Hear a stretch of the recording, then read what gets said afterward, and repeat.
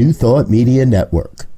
We are a global broadcast network of positive music, media, and entertainment, inspiring humanity's evolution along the journey of enlightenment and creating a world of love, peace, empowerment, and prosperity for all. New Thought Media Network. Positively inspiring.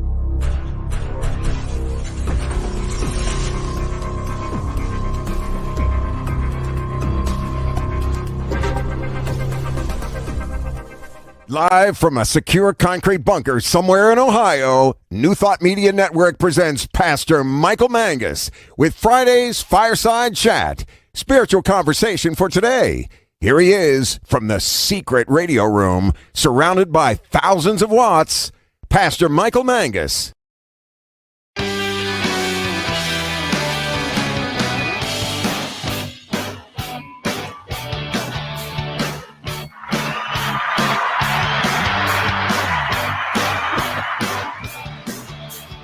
Yes, as the thousands cheer. Well, good evening to everyone across the United States and also around the world. It is time once again for another fun-filled, thrill-packed, and yes, guaranteed always exciting edition of the Fireside Chat here on your New Thought Media Network. I am Reverend Michael Mangus, broadcasting from the secret radio room surrounded by thousands, and I mean thousands of watts, in the secure concrete bunker somewhere around Akron, Ohio, that is so top secret. Only one person knows where it is located, and that is my producer, Diego Reyes. Everyone else, especially our chief inspirational officer, the Reverend Robert Brzezinski, he has no clue where it's located, and he has sent radio tracking devices up and down. I've seen them going up and down the street, but they have no clue where I'm located. And we're going to keep it that way. Once again, we have a wonderful show for you this evening. So please feel free to interact with us by posting your comment. And for all my shy people out there, love to see and read your emails during the week. Please feel free to contact me at pastormichaelmangus@gmail.com. pastormichaelmangus@gmail.com. Well, the purpose of the Fireside Chat is for all of us to grab our cup of coffee or cocoa, to cozy up to the fire, and to get real about what is going on in our world from a New Thought perspective. And as I keep saying, I want us all to have a new thought about what is going on around us, not only here in the United States, but also around the world. And again, you don't have to agree with me. I'm just giving you things to think about here, about the whole idea that we are one. So what is our part in bringing about a world that does work for everyone? Our guest this evening is the minister of CSL Denver and also the newest adjunct faculty member at Holmes Institute, the Reverend Elzia Sekou. And we'll be discussing with Reverend Z the Akron, Ohio vote here to establish a civilian review board to oversee the Akron Police Department and also other issues. Reverend Z will be teaching the Islam class this winter term to our ministerial students. So good for him. Reverend Elzia Sekou will be our guest in the second half of our program. Wayne's asking, well, how do you practice oneness? You realize and recognize that you're interconnected with everyone else. I'm connected with you, Wayne. That's right. We're wholly in the flow, divine chill.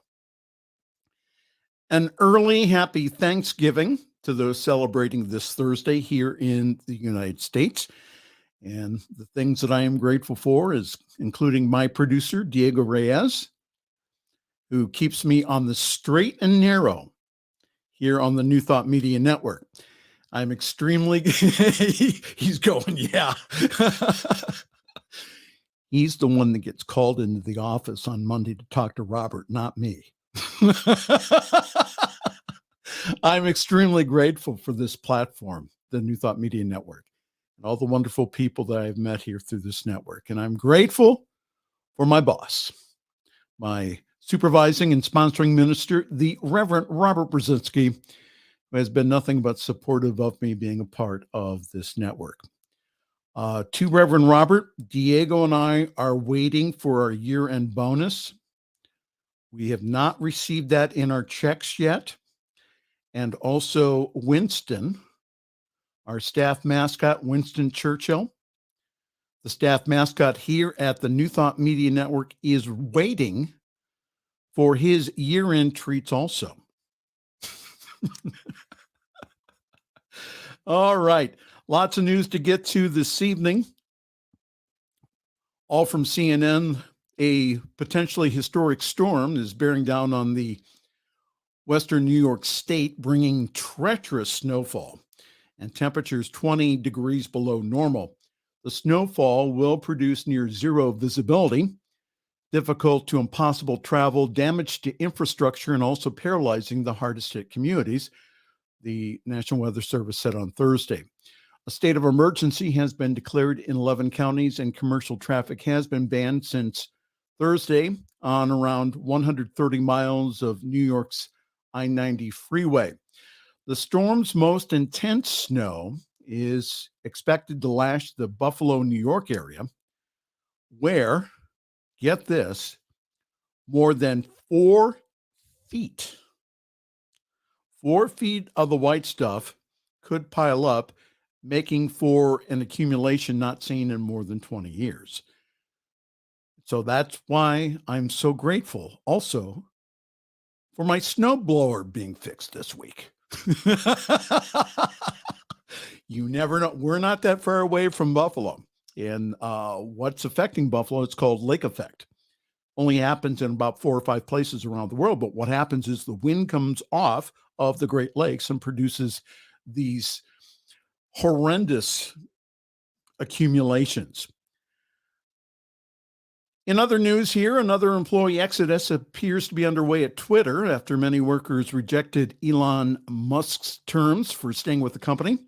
According to current and former employees, this comes after Musk gave employees until Thursday at 5 to commit to extremely hardcore work or else leave the company.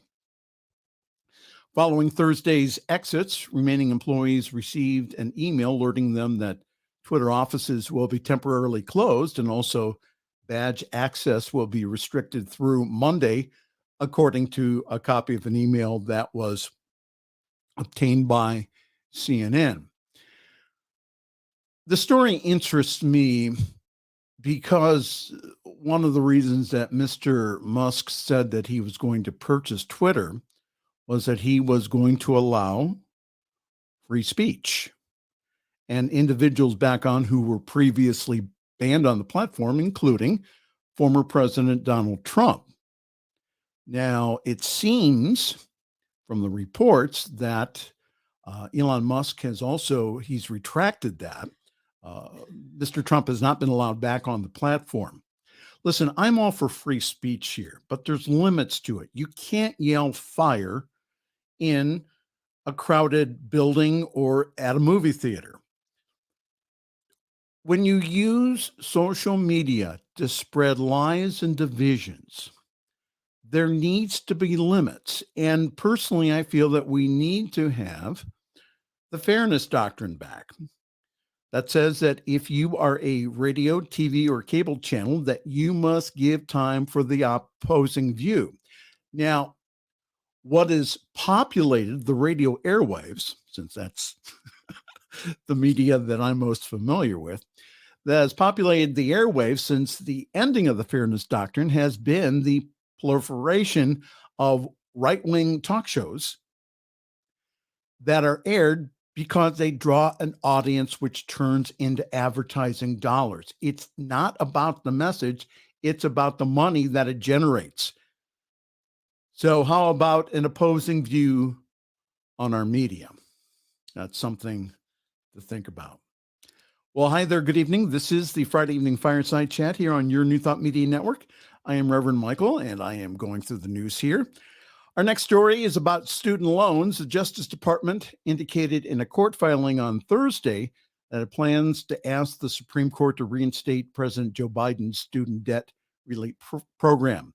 We are confident in our legal authority to carry out this program, and we will be taking this fight to the Supreme Court so that the borrowers can get clarity and relief that they deserve quickly. Under the rules of the program, eligible borrowers can receive up to $20,000 of relief under certain terms, but it may take several months for the court actions. And again, several groups have opposed to this, saying that the president does not have the legal right to do this. It's going to take several months for the court actions to play out before any federal student loans can be canceled. Access to higher education is a moral, societal, and spiritual issue. Why is that? It's because individuals have more opportunities available to them because of their skill set. The same goes for trade schools. Who says that you have to go to college? Again, why aren't we continuing education beyond the 12th grade here in the United States? Saddling individuals with an average of over $30,000 of debt coming out of school, $30,000 of debt graduating from college and universities. What it does, it takes away from economic spending. So what if individuals making the average monthly payment of $400 a month, that they were able to take that payment and to buy a home, buy a car, other items, even save for retirement? Forgiveness of these loans benefits everyone. And again, from our Judeo-Christian tradition, again, we are taught forgiveness. The whole idea of, again, that there needs to come a time, even in Jewish tradition, every seventh year, again, that debts are forgiven. Also, in other news here, House Speaker Nancy Pelosi said on Thursday she will relinquish her leadership post, a move that marks an end to an era and also sets up a major shakeup for the House Democrats. Pelosi's announcement came one day after this CNN projected Republicans will win control of the House of Representatives as the Democrats maintain a narrow Senate majority. It is likely that Pelosi, the only woman to serve as the Speaker, will continue in the House as a California lawmaker. And guess who announced his presidency or his candidacy this week for the president? Yes, Donald Trump, once again, is running for office in 2024. That's going to be interesting if he has to, if he wins and has to serve his term of office in prison. Again, there's a lot of different legal actions that are happening here. From Los Angeles, my message is that we are going to solve homelessness. That's from Democrat Karen Bass, who delivered a victory speech on Thursday after being elected the first female mayor of Los Angeles. In her remarks, Bass vowed to solve the homelessness problem in the city and call on voters to become part of the solution as she embarks on an effort, now get this, to try to house more than 40,000 people who are living on the streets. So during this holiday time, if you could, please financially support the agencies that work with the homeless in your town or city. Being able to have a roof over one's head on these cold nights, especially in those cities where the temperature will drop well below zero, is a life and death issue. Can we not have compassion for those who are going through mental and addiction issues? The Peter Marin Center, part of the Catholic Workers Movement here in Akron, has teams of volunteers, and I've seen them do this. People who are on the sides of the road with their cardboard signs asking for donations, that they will go up to them. Again, it's usually 3 or 4 people that go up and ask them how are they doing and how can they help. So I encourage you to find an agency in your area and give a very generous financial gift to them this holiday season. Finally, in the news, we do have an article that we'll talk about with Reverend Z here coming up, but this is the final article for this portion. The Senate clears key procedural steps on the bill to protect same-sex marriage. The Senate on Wednesday cleared a key procedural hurdle towards the historic passage of the bipartisan bill to protect same-sex and interracial marriages, voting 62 to 37% to break the filibuster. Wednesday's successful test vote signals that the bill is on a glide path to success, a remarkable turn of events given how contentious the issue of same-sex marriage was just a few years ago. While the bill would not set a national requirement that all states must legalize same-sex marriage, it would require individual states to recognize another state's legal marriage. So in the event that the Supreme Court might overturn its 2015 ruling that legalized same-sex marriage, the state could still pass a law to ban same-sex marriages, but that state would also be required to recognize a same-sex marriage license from another state. What surprised me here was the Republicans that went ahead and broke rank, including my own state senator, Republican Rob Portman, who is leaving office, who has a gay married son. Interesting. So it's issues like the LGBTQIA rights that we continue to not only keep in prayer, but we also continue to voice our support for our brothers and sisters. And let me tell you something. They banned same-sex marriages here in Ohio. Yours truly will get the van and start taking couples to another state to be legally married. So help me God. Okay, 19 minutes and 22 seconds, Diego. Was that good or not? Oh, that was within the 20. Show them what happens when I go over 20 minutes. He just takes me out of the picture. We're so pleased to have, again, in the second half of our program, one of our a person who you've seen a lot here on New Thought Media Network as he gives his wonderful commentary, and also is one of our Sunday speakers here coming up from the Center for Spiritual Living Denver. The Reverend Elzia Sekou will be on with us here in just a few moments. So for some announcements here, yours truly is parking himself at Summit CSL. For more information, go to summitcsl.org. There you will find information about our wonderful Sunday gatherings online at 10:30 Eastern, 7:30 Pacific time. Yes, we do have people that come on our Zoom call all the way from California.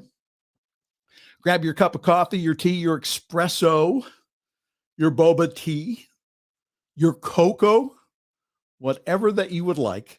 And please join us. I really do believe that we have one of the best services in New Thought. And this Sunday, live and direct, we will have a message from our newly licensed Center for Spiritual Living minister, the Reverend Michael Mangus.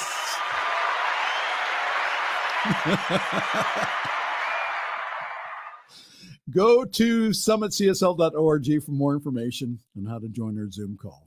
So we also have simulcast of our service on the Summit Spiritual Center of Akron Facebook page, and also our Facebook page also has past broadcasts of the Fireside Chat, and also yours truly when he's praying on the New Thought Media Network. We have so many new programs. We're also working on a super secret project, which I can't tell you about, but it's coming. And we will tell you more as the days progress into 2023. So find out about all the wonderful programs that we have here by going to ntmedia.org. There we have a full schedule of all the wonderful programs that we have here. And also, if you could, please go to our donate page. Partner with us. That's the best amount of money that comes out of my checking account every single month, is because I am a sustaining donor, is that, again, it just comes automatically out of my account. And it really goes to help us get this message to the whole world. Not only to the United States and also Canada, but around the world, people are being affected by our broadcast. This is our time. This is our season. So again, for all of those out there who say, well, we should get this message out to the world, we're doing it here on New Thought Media Network. So help us, please. newthoughtmedia.org/donate. All right, time for a break, and then we'll be back with the Reverend Elzia Sekou. You're watching the Friday Evening Fireside Chat here on your New Thought Media Network.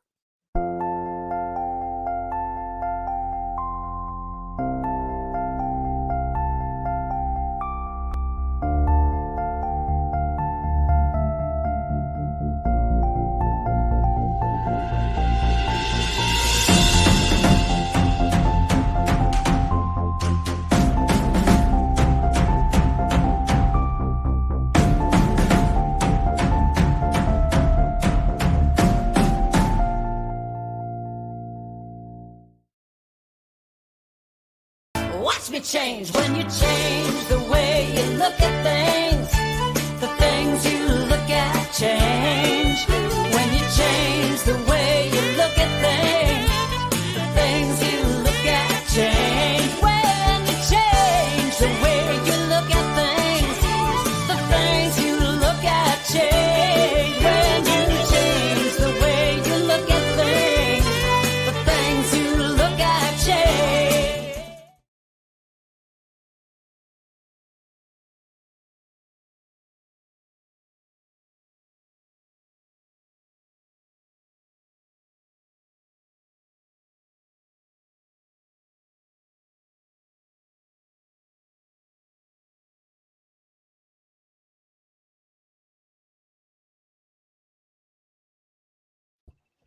And it is our honor this evening to have one of our commentators here who is on several shows here on the New Thought Media Network, who is the senior minister of the Center for Spiritual Living in Denver, Colorado. We welcome to our platform this evening the Reverend Elzia Sekou. Good evening, Reverend Z. How are you? Good evening. Good evening.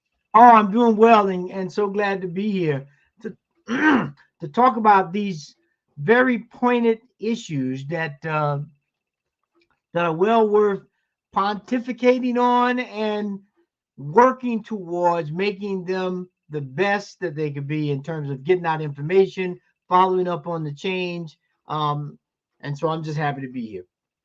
Well, thank you again for being here in such short notice.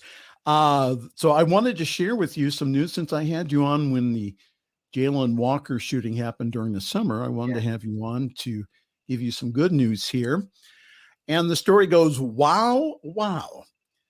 62% of Akron said yes to issue 10, sending police oversight plans to the council and mayor.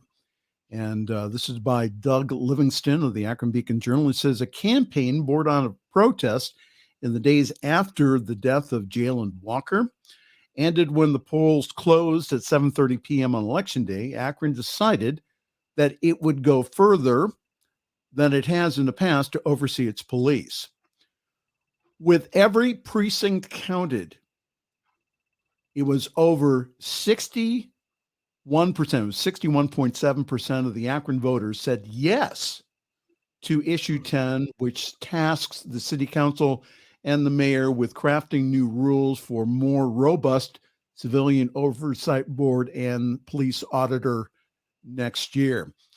And Judy Hill, who is the president of the Akron NAACP and also a leading proponent of the police reform initiative, put on the ballot and approved by the citizens. He said the people of Akron have spoken.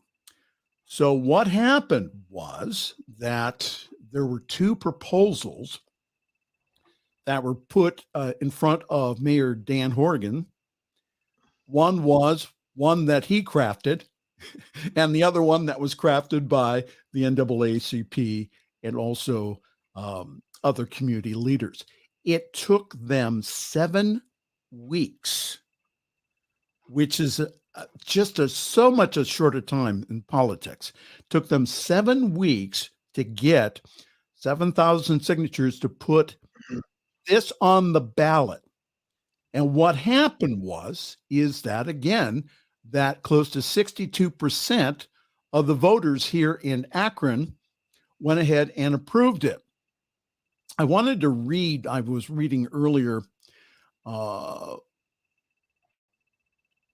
of the comments here.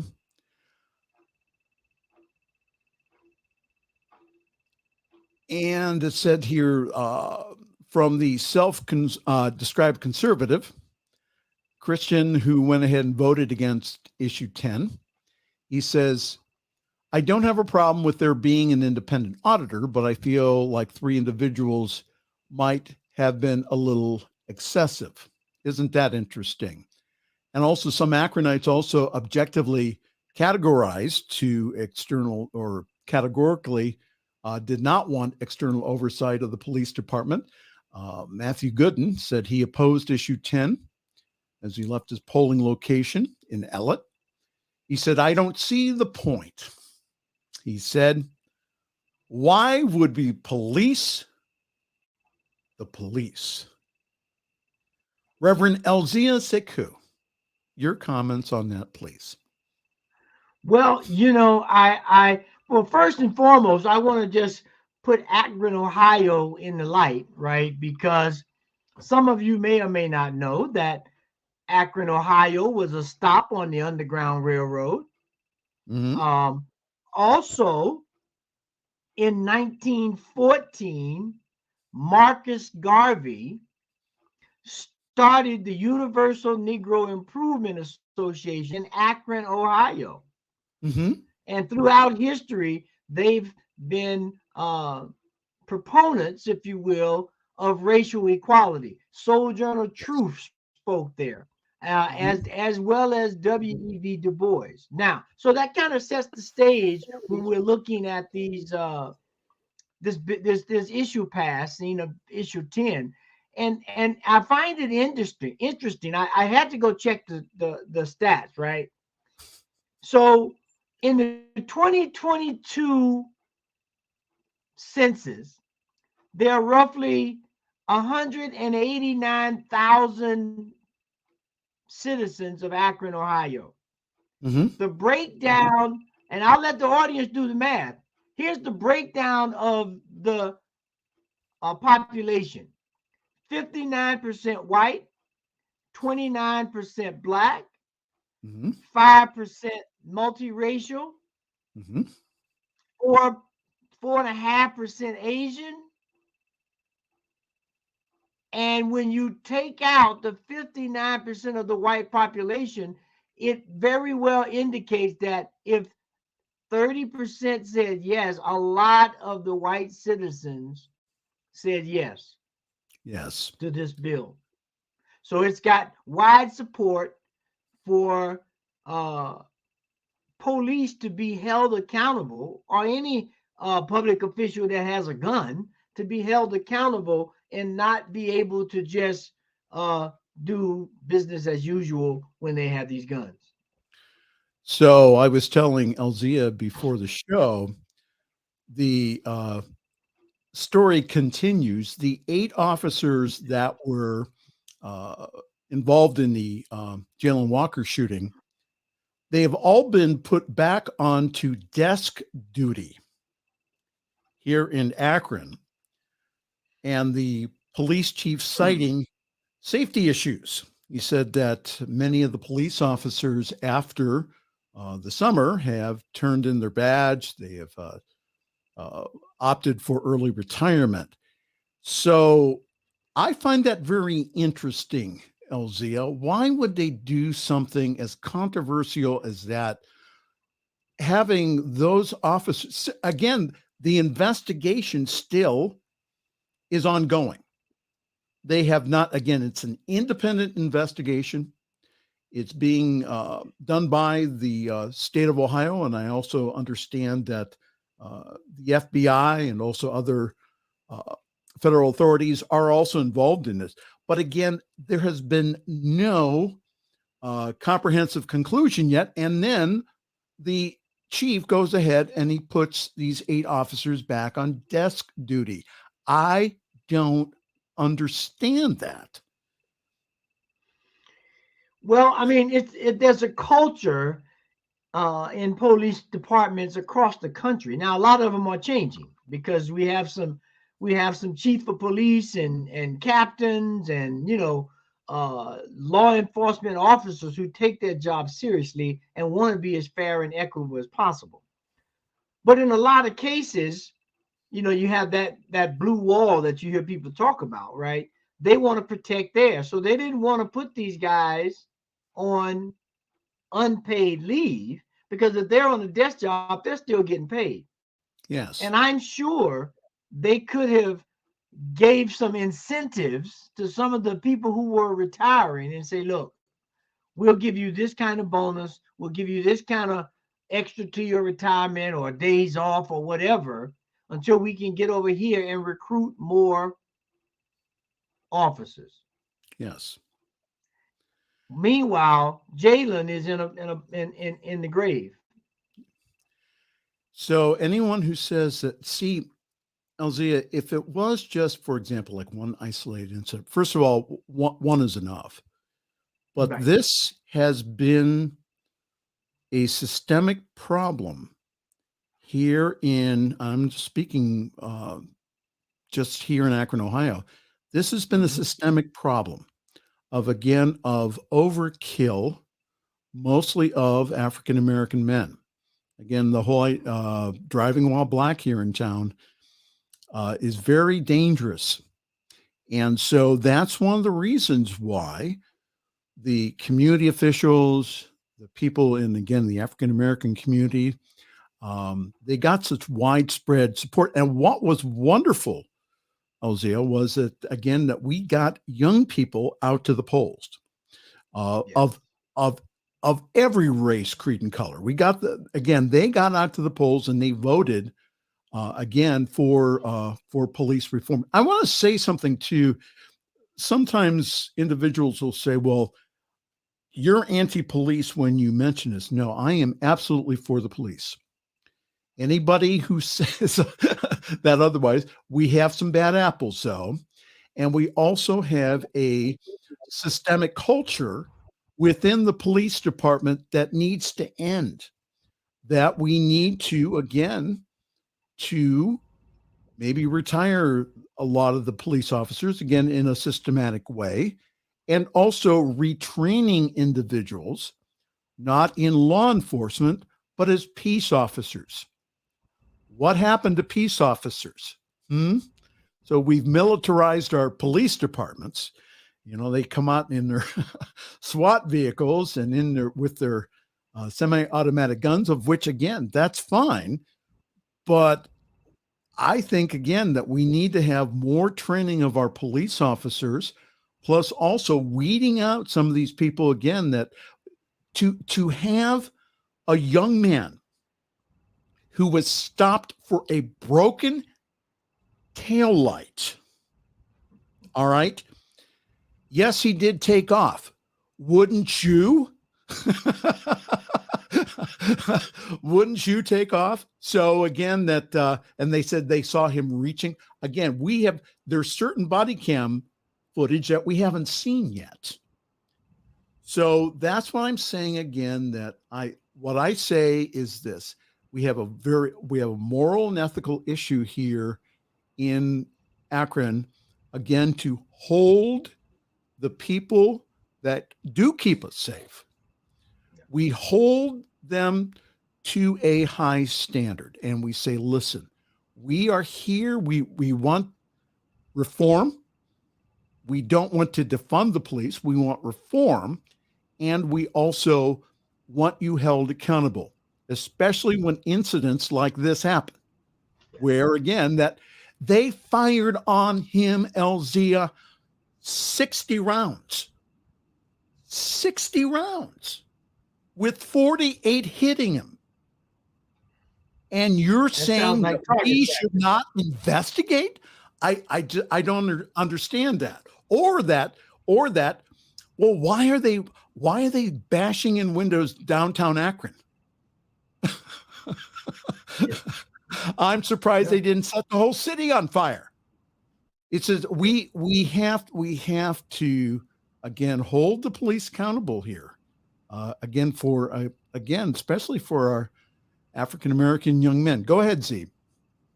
Yeah, well, I think one of the good things I think about this citizen board is just that it's a citizens review board.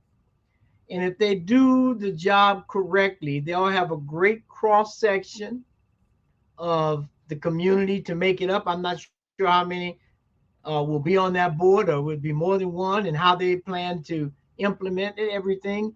But if it's in true to fashion, given the citizens review board, we should have great representation, and everyone that's selected should be of the mindset, we want to make this better, right? We want to make life in Akron better for Blacks, for sure, because they seem to be getting the most of the spear here, but for everybody.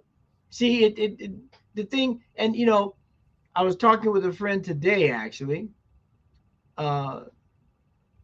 has a biracial marriage and has a son who's biracial, obviously. And they now are able to look at, before that, when you talk about pulled over because you're Black while driving, well, now that has a whole new meaning to my white friend who has a Black son now. Yes.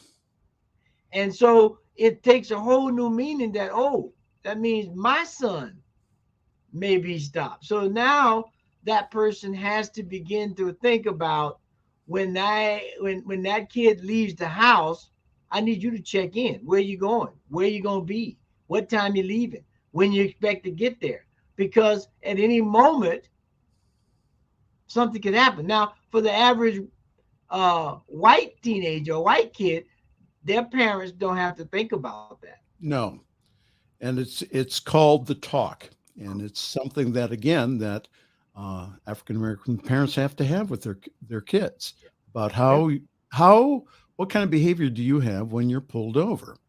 And that, again, that let us fight it out in court here. Don't do anything rash here. We'll go ahead and we'll take care of it on the other end. So to give you more information about the police board here, there are 9 citizens that I think that they are appointed by either the mayor's office or, and then there's 3 independent. Now, we do have a police auditor that's been in place for a few years because of another incident. He was only on part-time duty. And so finally, the beginning of the year is that they went ahead and the mayor's office went ahead and put him to full-time and also gave him an assistant. So over the past several years, there has been 200 complaints against the Akron Police Department. And to that young man who went ahead and gave his opinion, the reason that we have to investigate the police is because of actions like what we experienced over the summertime with Mr. Jalen Walker is that, yes. And I'm just very heartened by the whole idea of the community coming together, passing this, getting this on the ballot, despite the mayor and some council members saying, well, we don't want that. We want to appoint the board. Okay. So what happened is that members of the NAACP, also the ministers, we have a very strong ministers coalition here in Akron. They said, no way. So they went out there, they mobilized the troops. They got 7,000 signatures before the deadline to go ahead and put this on the ballot. And then again, 62% of the Akron voters, which also many white voters and also young people, they went ahead and they said, we need reform here in Akron. And again, to all the politicians that say, well, we don't. Right. Yeah. Again, we have a young man in a box, and that we need to, what we did a couple of weeks ago shows the power of the people when we get together and we move on this, despite all the political backlash that, the mayor's office gave, and also the city council. Go ahead, Z. Yeah, well, I'm sitting there looking at this round table. I would love to be a fly on the wall at that round table where serious issues are discussed about how do we protect the citizens of Akron, Ohio? How do we create an environment where our constituents feel safe? And we don't have to worry about windows being broken or stores being looted or burned, because everybody knows that we are working hard to be as equitable and as fair and to administer as much justice as possible. And that's what part of the challenge is for our whole country, I believe, is that we have to begin to reacquaint ourselves with these terms and what they mean. What does it mean to be equitable? Equitable does not mean to be equal, right? My friend was a NFL running back. There's no way I'm going to be equal to him. He's like 6'2". I'm 5'6", 160 pounds, soaking wet with rocks in my pocket, and we're just never going to be equal. But we can be treated equitably, right? Yes. And that's what people are looking for. And that's not only in the Black community, it's in the LGBTQ community, it's in any so-called marginalized community that are not being able to sit to the table, have conversations, and play the game fairly. And it's like if you sit down to play chess, may the best man win. You can't cheat on chess unless you start taking pieces off the board or something. Yes. Other than that, it's my strategy against yours. And this is the Friday Evening Fireside Chat here on the New Thought Media Network. I am Reverend Michael. I'll tell you what, it's putting that Reverend before my name. It's been kind of interesting since for years I wasn't able to do that. So, yes. And thank you so very much for being and helping me on the panels. And Z was part of the team that babysat me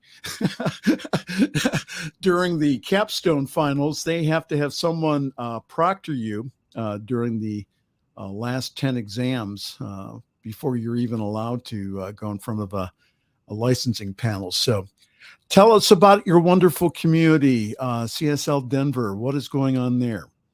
Yes, thank you. Thank you so much for the opportunity. Well, as with everybody, pandemic threw a monkey wrench in everybody's physical location. And we had a location, which was a great location, right downtown Denver in the Wash Park area.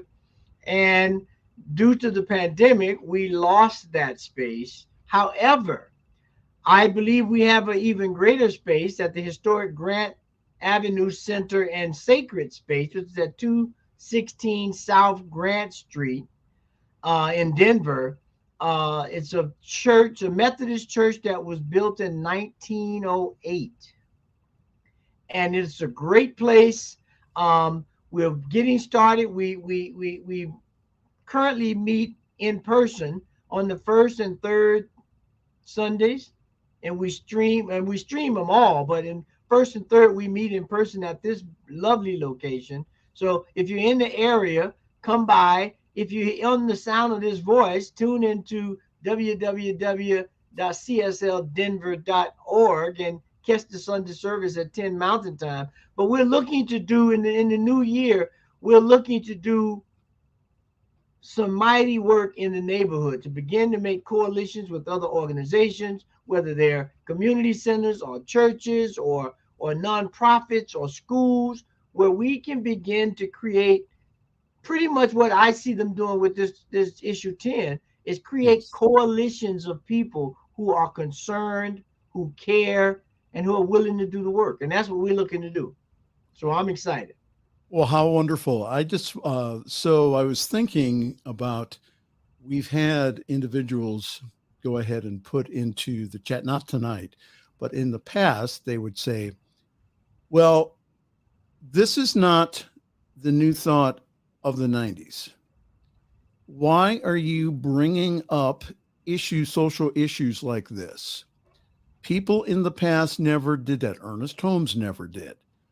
So why should we bring up issues like that, Reverend Elzia Sekou? Go ahead. Well, I would first question anyone who said Dr. Holmes did not talk about issues of the day, because when there was a African-American minister in LA, and we'll leave all the names out, that they were going to not support him, Dr. Holmes came to the center and said, I support this individual 100%. And if you don't support him, then you don't support me. And I'm paraphrasing, but that's what happened. And so that's number one. But number two, our congregations, our constituencies are concerned about these issues of social justice because it's affecting their lives. It's affecting their kids' lives. And so if you're telling me as a spiritual center, church, mosque, synagogue, that you're here to provide me with leadership and guidance and solace, but I can't talk about the issues I'm faced with every day, yet you still want me to give my tithes and time to your organization, then I need to pump the brakes. People don't understand that, again, that we are saying, yes, it is still something that we need to deal with in race consciousness, yes, and that we also need to be, again, to affecting the race consciousness by speaking up and speaking out, getting on the streets, getting people together to put together, again, initiatives like Issue 10 to, again, this is what happens when everyone, again, speaks up and speaks out against this stuff and then goes ahead and, again, it was a miracle what happened here in Akron, as far as with, again, because they did not have a whole lot of time to put that together. What is your view, Reverend Z, on the current bill that's going through the Senate right now about legalizing same-sex and also interracial marriages? I mean, that should be a foregone conclusion, that if you start trying to legislate morality, which is what this gets down to, you're going to run into a brick wall. And so, you cannot, if you begin to legislate morality and how people live their lives, then we're going to be moving toward a dictator state, a fascist state, where everything you do is controlled and it better fit in the box. Or if it doesn't, you're subject to a whole manner of disciplinary actions and God knows what else. And so I'm hoping that they get the thing in order so that people who honor and love each other can make a way to live a life together. I remember early on in the gay community, in the LGBT community, there were a lot of questions and problems people were having about them adopting kids. Yes. Now they've gotten beyond that, and I would love to see the statistics in terms of what is the outcome, or what are the statistics of a healthy environment with healthy individuals in that family, with in an engagement where people said if there are two gay individuals raising a kid, then the kid will come up gay and they won't be able to deal with this and that and da da da. I would love to see the statistics on that, because I think it's 100% false. And it's interesting that the way that they're voting on this in the Senate, again, Rob Portman, who was very much against same-sex marriage and other issues, because, again, being a Republican, that a few years ago, his son came out. And so that's what, and however, Senator Portman's leaving office. Yeah. So he has nothing to lose. So what the bill is saying is that if, for example, if Ohio, who has both a Republican House and Senate, we also have a Republican governor, Mike DeWine, who just got reelected, that if they go ahead and they make same-sex marriage illegal here in Ohio, that if a couple goes to another state, I'll just say like Pennsylvania or West Virginia, and they go ahead and they get married there, what this bill is saying is that, okay, you can go ahead and ban same-sex marriage here in this state, but if somebody else is legally married in another state, they can come back here and they have the same rights and privileges as married people. So this isn't a perfect bill. Absolutely not. However, being that we are in the climate that we're in and we have the Supreme Court that we do, that this is probably the best thing that, and again, look what there were 12 or 13 Republicans that went ahead and broke rank, that went ahead and said, we need to have this taken care of before the House goes ahead and is run by the Republicans by the narrowest of margins. And also, luckily, again, that the Senate was, again, that they were, we did not have a red wave. We went ahead and we had people, again, we had young people, we had women who were concerned about again, Roe v. Wade, and again, their rights for them and their daughters. They went ahead and they went out and voted. So that's one of the reasons why, again, we have to hold our elected officials accountable here. So, well, all right. Go ahead, Z. I just want to say real quick on that midterm, for the first time, 2 gay governors that were elected. Yes. Which was the first. We got the one Gen Z that's 25. We even have maybe it was New Hampshire. There was a trans person that I'm not sure. I'm pretty sure it was New Hampshire. But the views of the people are changing. Yes. And the politicians have to be in step with their constituents, or they're not going to be able to represent. And quite frankly, just like in all of the industries in our country, you pick one: education, industry, business, education.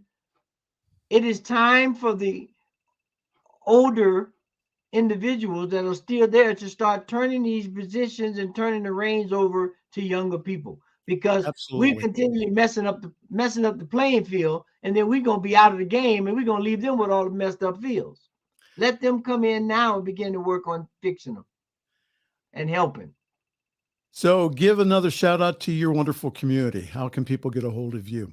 Again, you can get to us online with www.csldenver.org, or if you're in the Denver metro area, stop by and see us at 10 a.m. Mountain Time on the first and third Sunday at 216 South Grant Street. It's on the corner of Grant and Cedar. There's parking, lovely community, and we would love to see you there to come join the community, help us do some of this work that needs to be done. Well, the music is going, and that means that we're done. It means that Diego won't cut us off. Yes. Elzia Sekou, thank you for being my friend, my colleague. Thank you so much for all the good that you do in the world. Please check out the stream, which is also here on New Thought Media Network on Sundays. Reverend Z, thank you so very much. Many blessings to you. Happy holy days to you and your family. Yes, thank you so much. Same to you, and love around the house. All right, thank you. All right, time for us to go here. And so if you'd like more information about what we're doing here, go to ntmedia.org. We're doing so much good for the world. Again, consider being a monthly donor here, because again, that every dollar that we get here gets the message out there. We have so many open doors. Please help us. So ntmedia.org/donate. On behalf of myself and Reverend Elzia Sekou and all of our staff here, this is Reverend Michael Mangus, again, wishing you a wonderful week. Thanks for joining us this evening for Friday's Fireside Chat with Pastor Michael Mangus. Join us again next week at 8 Eastern, 6 Mountain for more spiritual conversations for today. For more information and replays of past shows, please visit the New Thought Radio and Media Network's Facebook page. Until next week, may God bless you richly and abundantly.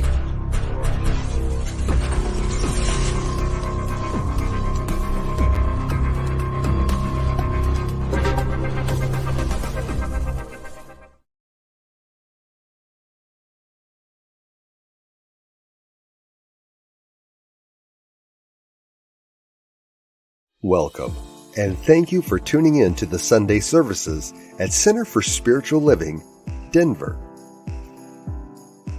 We are a loving and prospering community in the heart of Denver and online. We now conduct hybrid services, continuing our transmissions online weekly, as well as meeting in person on the first and third Sunday of each month at the historic Grant Avenue Community Center and Sacred Place, located at 216 South Grant Street, Denver, Colorado. All are welcomed here. A place, space, and face of love. We are a spiritual community practicing universal principles that enrich our lives. We are grateful that you have blessed us with your presence.